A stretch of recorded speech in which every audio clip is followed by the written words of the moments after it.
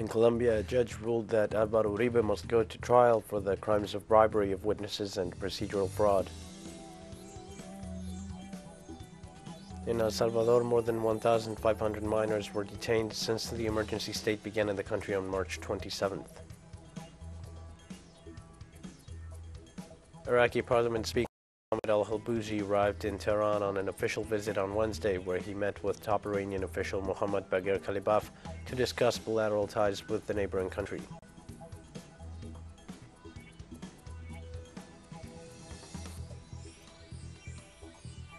Hi, this is From the South. I am your news anchor, Dio Martin, from the TeleSUR studios in Havana. We begin with the news. In Colombia, a judge ruled that Alvaro Uribe must go to trial for the crimes of bribery of witnesses and procedural fraud.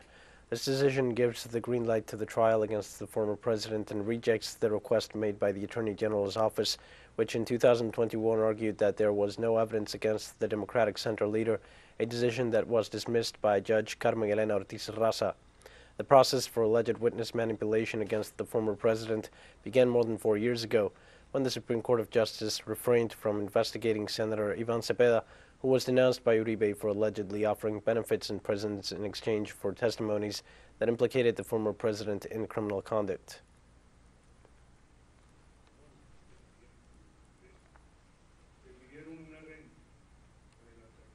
In Colombia, illegal armed groups displaced 80 indigenous people from the Emberacatio village of Santa Isabel in the department of Antioquia. Some 16 indigenous families who were sheltered in the Coliseum in the municipality of Andes since April 26 said that they had to abandon their homes, belongings, and animals in order to safeguard their lives. They denounced that the displacement occurred after a group of hooded men attacked a member of the community, threatening them to leave the territory. After the events, representatives of the indigenous organization of Antioquia called on the government to attend to the humanitarian situation with the families of the indigenous people of Emberacatio.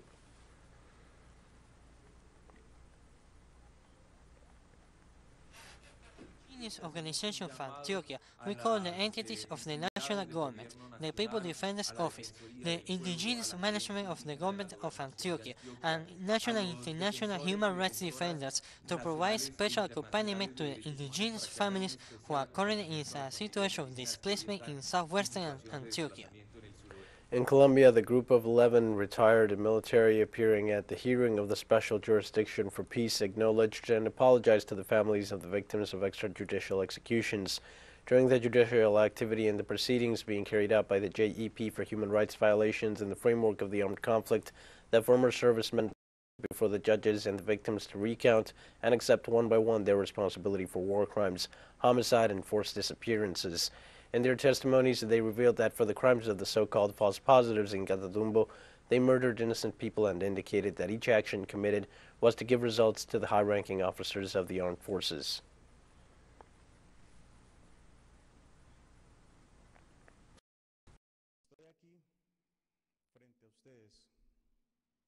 I am here in front of you to accept my responsibility as a co-perpetrator of war crimes for the murder of a protected person in crimes against humanity. My lack of fear of God, my lack of love and respect for human life, for human dignity, led me to end up becoming a murderer, a monster for society. I represent, for some of you, a death machine. Former Army Second Sergeant Sandro Mauricio Perez recognized to having committed crimes against humanity in the Catatumbo. Today, I accept before you and before the country and before the world that I used my uniform, that I used a rank that I had in the army, a function with the pretext of giving operational results, making them believe that they were legitimate, that they were legal, but that in reality they were murderers that were committed against innocent human beings who had no connection with any group at the margin of the law. They never belonged to them. More than 1,500 social leaders arrived in Bogotá, Colombia on Wednesday to denounce human rights violations and the worsening of the armed conflict. Colombia's Humanitarian Emergency for Life and Defense of Territories organization announced that the social leaders will present a joint declaration to show this humanitarian emergency and to demand actions from the state. A demonstration is also expected at the United Nations headquarters to deliver the document and pay tribute to the social leaders who have been assassinated. A public hearing will be held on Thursday when social leaders will expose the dangers of the communities living in conflict zones.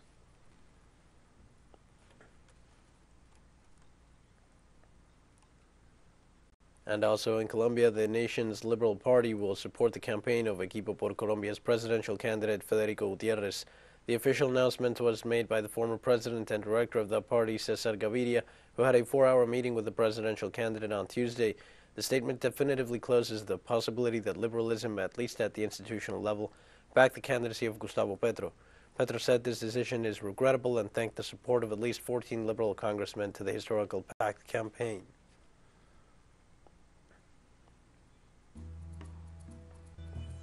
We're going to take a short break now. Join us again after this.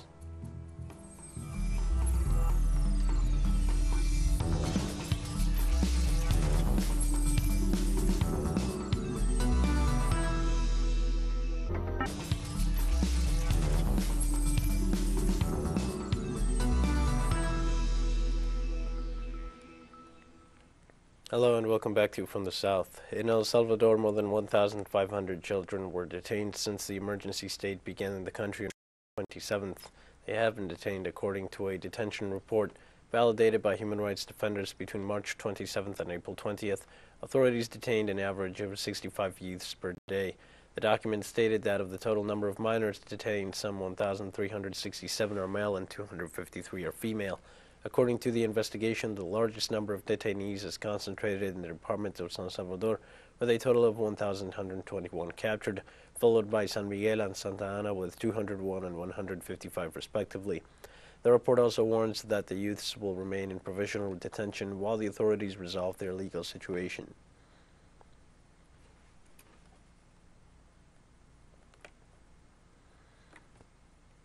In Honduras, officials seek solutions to political campaigns being undermined by organized crime.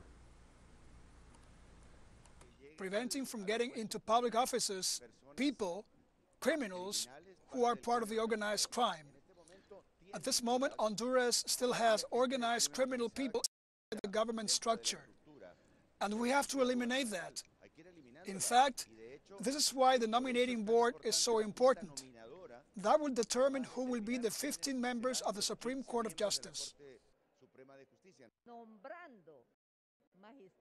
Appointing honest magistrates, appointing a prosecutor committed to the nation, and of course providing sufficient resources to the political unit.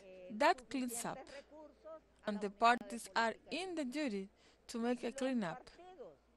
Because we cannot continue with rotten apples in all the organizations of the state. At least 8 people died and 11 resulted injured when competing groups of workers clashed at a cement plant before dawn Wednesday in the central Mexican state of Hidalgo, authorities said. The deadly clash to control the cement plant near Tula, Hidalgo caps at at least a decade of angry, sometimes violent disputes within the employees' cooperative that owns both the cement plant and one of Mexico's top soccer teams. Hidalgo Governor Omar Fayad said via Twitter that he strongly condemned the violence at the Cruz Azul Cement Cooperative's plant. He said 9 suspects had been arrested in the clash.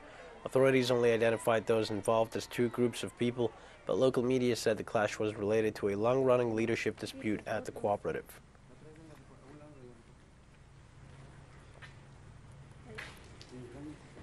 Mexico's President Andrés Manuel López Obrador announced joint projects with Bolivia, Chile, and Argentina to handle lithium.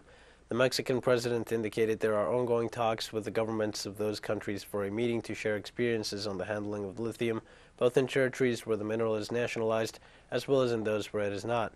López Obrador pointed out that the objective is to gather experience to help define the characteristics of the Mexican company that will manage the lithium resources. He also said that the country is making progress in terms of tax collection, which is essential to allocate funds to energy projects, including the management of the mineral.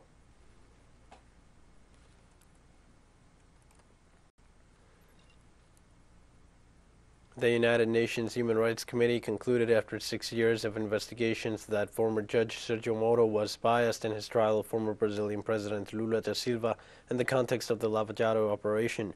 The committee's ruling states that the human rights of da Silva were violated in 2018 during that judicial process.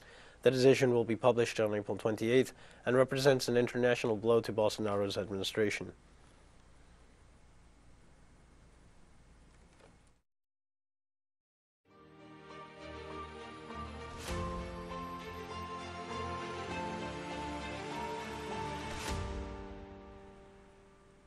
The Secretary General of the United Nations, Antonio Guterres, arrived to Ukraine, where he will hold a meeting with the president of that country, Volodymyr Zelensky.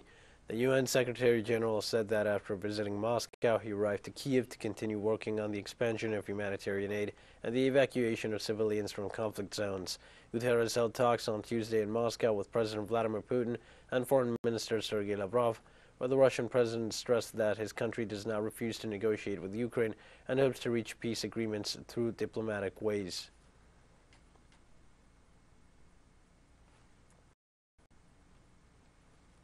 Russian President Vladimir Putin claimed on Wednesday that Russia's response to strategic threats from outside will be immediate and quick. If someone intervenes in any event from outside or creates strategic threats unacceptable to us, they should know that our response to counterstrikes will be immediate and quick. We have all the instruments that no one could brag about. We will not brag about it. Love for the homeland is a foundation of the statehood and the most important value for our society, which can be visible at crucial moments for the country. Such a solidarity among people means a lot. It guarantees that Russia will decently respond to the most difficult challenges and threats, will pass through all the challenges. It has always been the case, so shall it be now. We have more news coming up after a final short break. Please stay with us.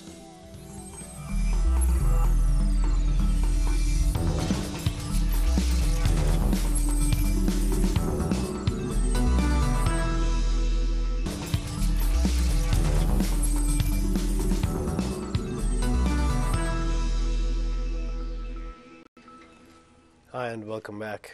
Iraqi Parliament Speaker Mohammed al-Halbouzi arrived in Tehran on an official visit on Wednesday, where he met with top Iranian official Mohammad Bagher Kalibaf to discuss bilateral ties with the neighboring country. The two officials later held a joint presser where they affirmed the continuity of cooperation between the two countries. Also, Iranian President Ebrahim Raisi said that the new Iraqi parliament can play an effective role in the economic and social synergy of Iran and Iraq as before. Likewise, Iraqi Parliament Speaker called for collective action to prevent sanctions and intimidation against sovereign states, saying Baghdad is pushing for proxy diplomacy to resolve regional tensions and encourage negotiations for reconciliation between neighbors.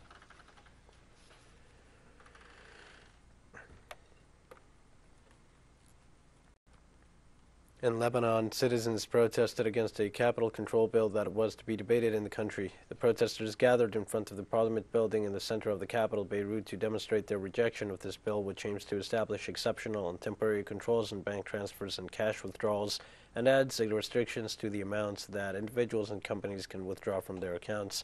The public considers that with this measure, the parliament is trying to legislate theft by trying to protect the banks through this law.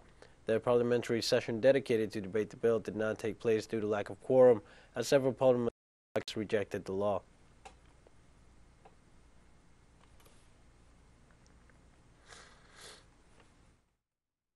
The Syrian government announced before the United Nations that Western countries must be held accountable for their crimes in the Arab country. During a session of the Security Council, the permanent representative of Syria to the United Nations, Ambassador Bassam Sabah, held the United States administration and its Western allies fully responsible for the war that this nation has been facing for 11 years. He further condemned that some Western countries continue to ignore the catastrophic effects of the illegal and unilateral coercive measures imposed on the Syrian people, which have led to a decline in the nation's economic and development indicators. Sabah reaffirmed the determination of Syrians to continue their struggle to free all their occupied lands and called on the Security Council to fulfill its task of stopping and preventing war crimes and crimes against humanity.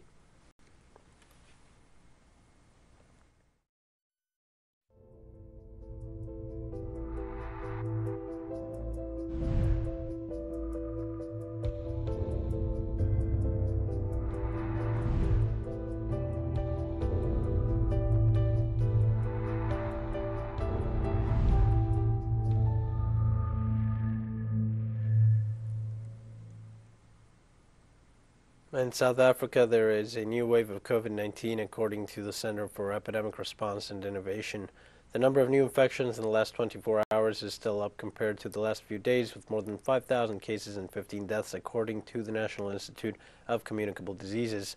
Health Minister Joe Fala already expressed his concern last week. The last wave of the disease resulted in greater transmission of the virus but fewer severe cases. South Africa, where less than 45% of the adult population is fully vaccinated, recorded more than 3.7 million cases and 100,350 deaths in accumulation.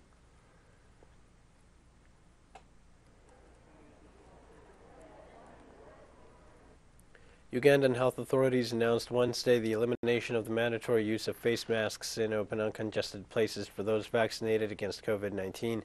The Minister of Health, Jane Ruth Assing, said in a press conference that the use of protective masks will remain mandatory in closed places, such as public transport, schools, and stores. She recommended that vulnerable people or those with comorbidities, regardless of their age, should wear protection at all times to avoid contagion. She also announced that as of May 9th, inoculation of junior high school students will begin, as well as the elimination of the presentation of real-time PCR tests for travelers arriving in Uganda, although they will have to show vaccination certificates.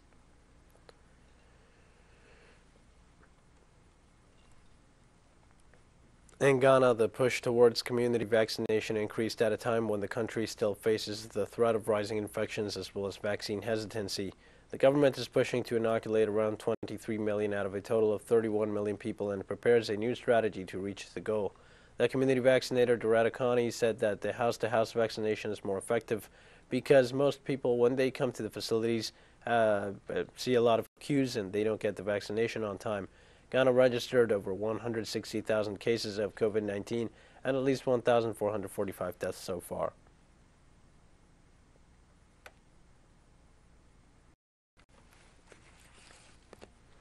According to numbers presented by the World Health Organization, UNICEF, in the first 2 months of 2022, about 17,338 cases of measles were reported worldwide. Given this rapid increase in the disease and the high contagion capacity of measles, the two agencies warned that cases tend to appear quickly when vaccination levels decrease. The fall was caused mainly by three factors: alterations caused by the pandemic, increasing inequalities in access to vaccines, and the diversion of resources. At the same time, the two agencies expressed concern that the situation might not become the prelude to other outbreaks that do not spread so quickly.